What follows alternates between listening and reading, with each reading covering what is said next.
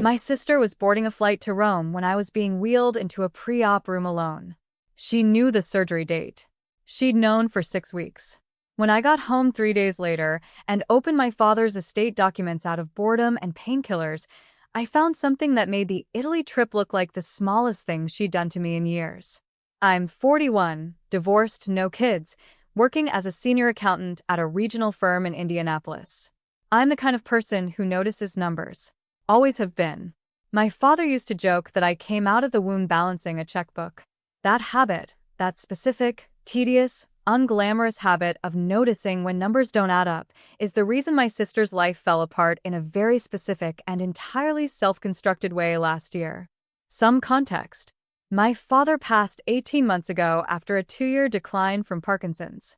My mother had passed 4 years before that. I was the one who managed my father's care for the last 14 months, coordinating with his medical team, handling his finances, driving him to appointments, managing the transition to in-home care, and eventually hospice. My sister visited 4 times in 14 months. She lives 2 hours away. She had reasons every time. Work obligations, her kids' schedules, her husband's travel. I didn't argue with the reasons. I just handled what needed handling and noted, quietly, that I was handling it alone. When my father passed, his estate went to probate. His will was straightforward. Everything split equally between my sister and me. The estate included the family home, a modest investment account, some personal property, and a checking account that had been used for his living expenses. My father had named my sister as co-executor alongside me. I'd been managing his finances for over a year before his death, so I had a clear picture of what the accounts looked like going in. When the estate entered probate, and I started pulling together the formal accounting, I noticed the checking account balance was lower than I expected. Not dramatically lower, just off, by enough that I noticed. I set it aside. I had my own health situation developing at the time, a gallbladder issue that had been building for months, finally requiring surgery. Laparoscopic cholecystectomy, outpatient but still general anesthesia, still a real procedure, still something you generally don't go through alone if you have family within driving distance. I scheduled it for a Thursday in March. Told my sister 6 weeks in advance. She said she'd try to make it work. That phrase, try to make it work, is a very specific kind of non-commitment that I've learned to translate accurately over the years. It means no, but delivered in a way that maintains deniability. 3 days before the surgery, she called me. "I'm so sorry," she said, in the voice of someone who'd already booked the flights.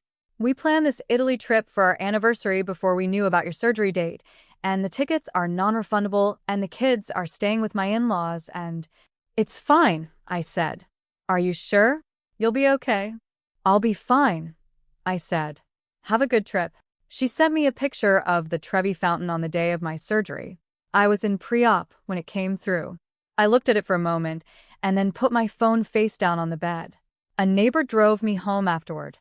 I spent 3 days on my couch eating soup and watching documentaries about infrastructure. I find them soothing, which tells you everything you need to know about me. On the second day, out of the specific restless boredom of recovery, I pulled up the estate documents I'd been slowly compiling and started going through the checking account records more carefully. What I found took me about 2 hours to piece together fully. Then I sat with it for another hour before I called anyone. My sister had made 14 withdrawals from my father's checking account over an 11-month period. Each withdrawal was between $800 and $2,400. Each one had cleared without any notation in the estate records she'd submitted. Total amount, just under $23,000.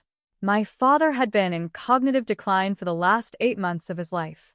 He was not managing his own finances during that period. I was. But my sister was a co-signer on his checking account, a legacy arrangement from years earlier when she'd helped him with bills during a period I'd been traveling for work. That co-signer status had never been removed. She had account access. She had used it. And she had not disclosed a single withdrawal in the estate accounting documents she'd co-signed. I want to be precise about what I was looking at legally because the specifics matter enormously here. In Indiana, the executor of an estate has a fiduciary duty to the beneficiaries, meaning they are legally obligated to act in the estate's best interest, account for all assets accurately, and disclose all financial transactions involving estate assets. Undisclosed withdrawals from a decedent's account made by a co-executor, particularly during the decedent's period of cognitive decline, fall into a category that probate courts take very seriously. In some circumstances, they can constitute breach of fiduciary duty. In more serious circumstances, depending on intent and amount, they can constitute financial elder abuse or theft. $23,000 is not a rounding error. It is a number that requires explanation. I called my estate attorney the next morning, still moving slowly from the surgery, still on light activity restrictions, sitting at my kitchen table with the account records printed and annotated in front of me. "Walk me through what you found," he said. I did. All of it. The 14 withdrawals, the date ranges, the correlation with my father's period of documented cognitive decline, the absence of any corresponding notation in the estate accounting, the cosigner arrangement. He was quiet for a moment. "Do you have documentation of your father's cognitive status during the withdrawal period?" His medical records from that period show a formal dementia assessment in month 3 of the withdrawal window, I said. His neurologist documented moderate cognitive impairment. He was not considered capable of independent financial decision-making from that point forward. So, the withdrawals after that assessment. 11 of the 14, I said. Another pause. "You need to file a formal objection to the estate accounting in probate court. I'll help you draft it. We'll also want to request a formal accounting from her, a complete explanation of every withdrawal with documentation of what the funds were used for. She has the right to show legitimate expenses. Medical costs, caregiving costs, things like that. If she can document legitimate use, that changes the picture." "She wasn't providing care," I said. "She visited 4 times in 14 months. "Document that too," he said. I spent the next week compiling everything while my surgical incisions healed. My father's medical records. The caregiver logs from the in-home care service, time-stamped, detailed, showing every visit and every service rendered, none of which were arranged or paid for by my sister.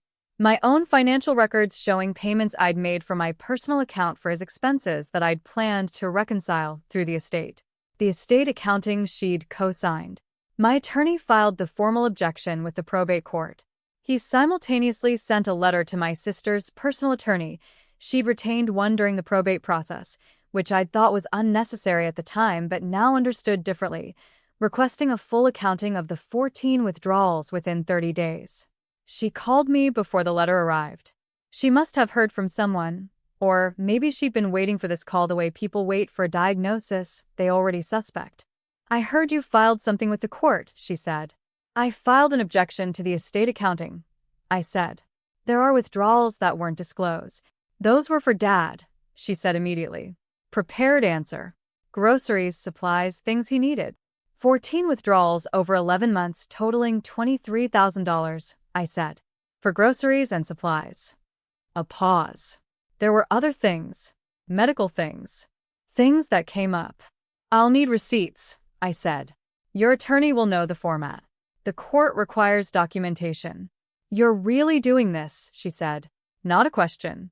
You withdrew $23,000 from a cognitively impaired man's account without disclosing it in the estate filing you co-signed," I said. "I'm an accountant. I was going to find it. You had to know that." Her voice shifted. The prepared quality dropped out of it. "I needed it," she said. "We were in a bad place financially last year. I was going to pay it back." "To who?" I said. "He's gone." Silence. "To the estate," she said. "To both of us." "You signed an estate accounting that didn't include those withdrawals," I said. "If you were planning to disclose and repay, that was the moment." She didn't have an answer for that. "Get your attorney to respond to mine," I said. 30 days. She tried several things over the next 2 weeks that I want to document because they form a pattern. First, she called our father's sister, our aunt, a woman in her 70s who'd been close to my father, and told her I was dragging the family through court over a few $1,000s because I was bitter about the surgery.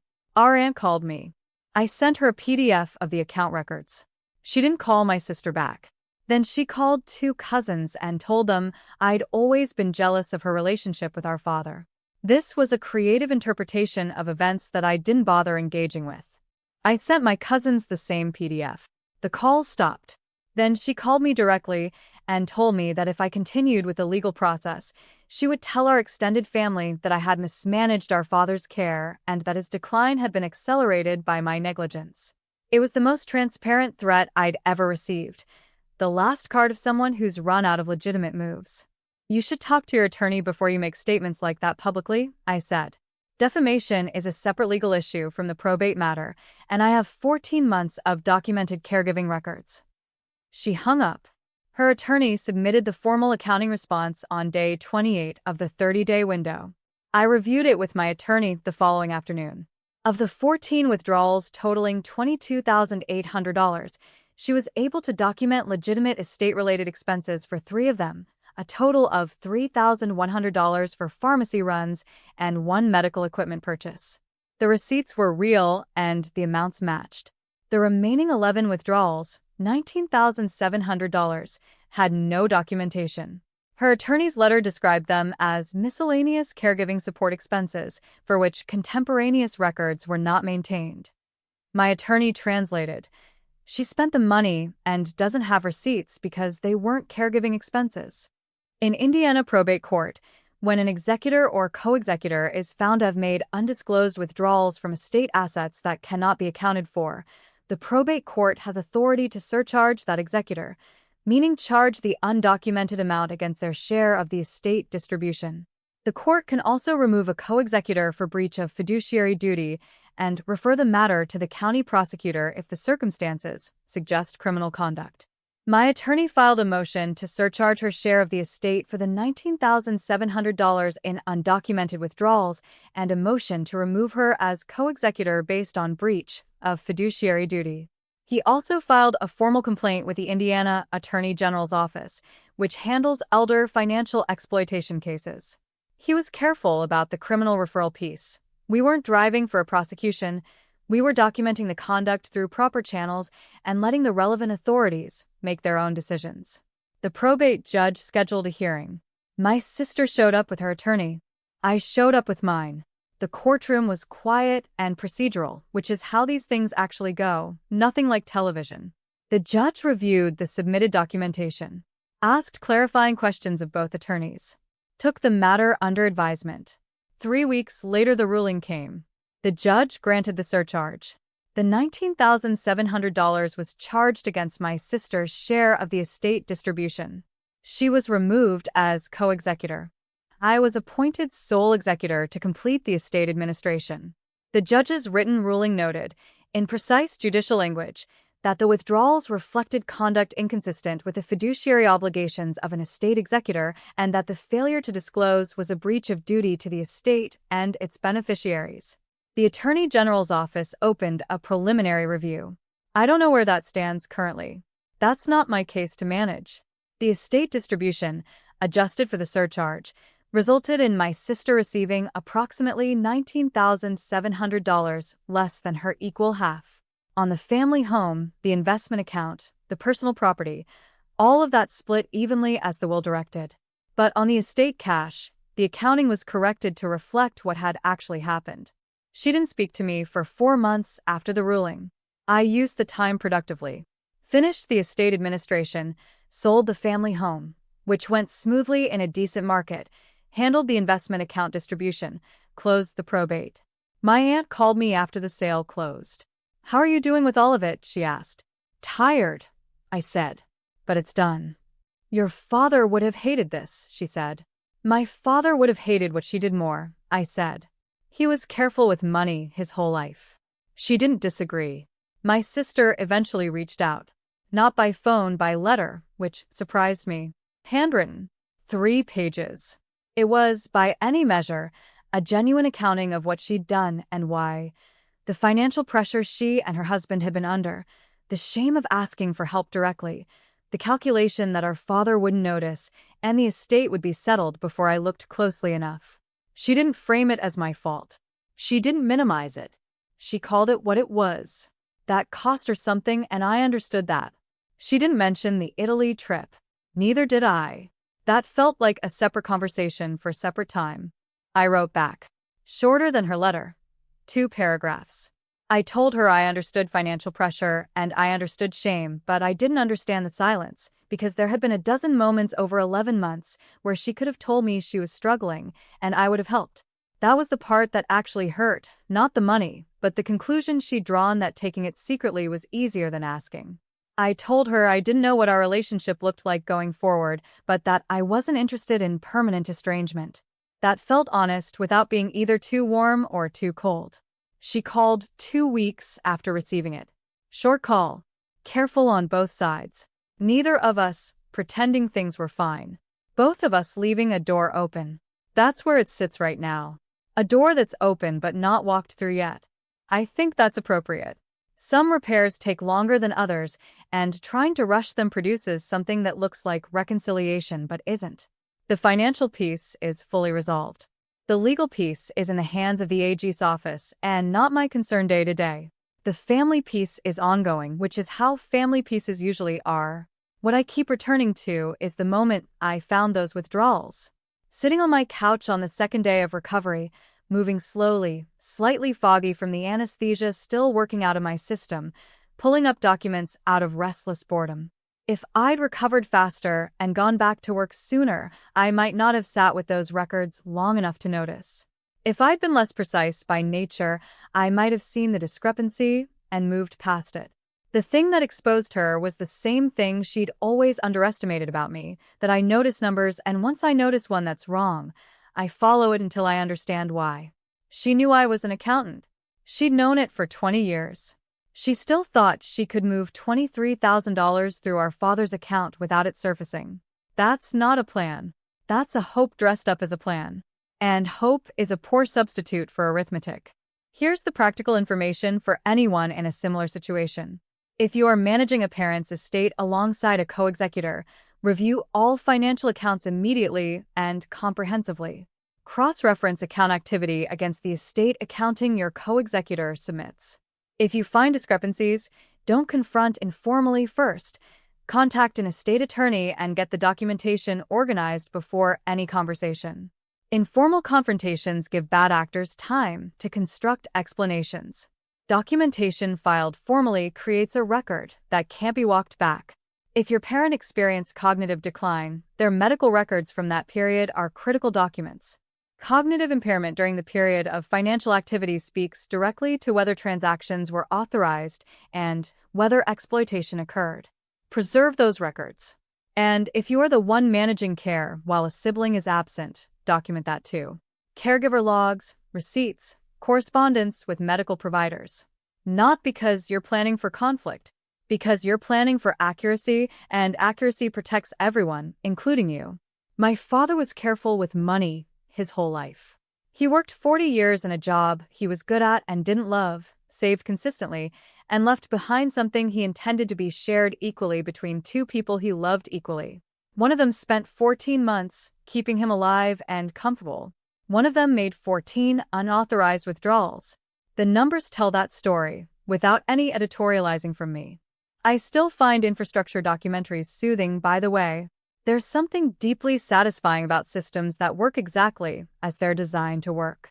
I think I understand why now more than I used to. If this story had you mentally auditing every shared account you've ever had with a family member, you're not wrong to do that, and you should subscribe, because apparently the family drama pipeline runs as deep as my father's estate and twice as complicated.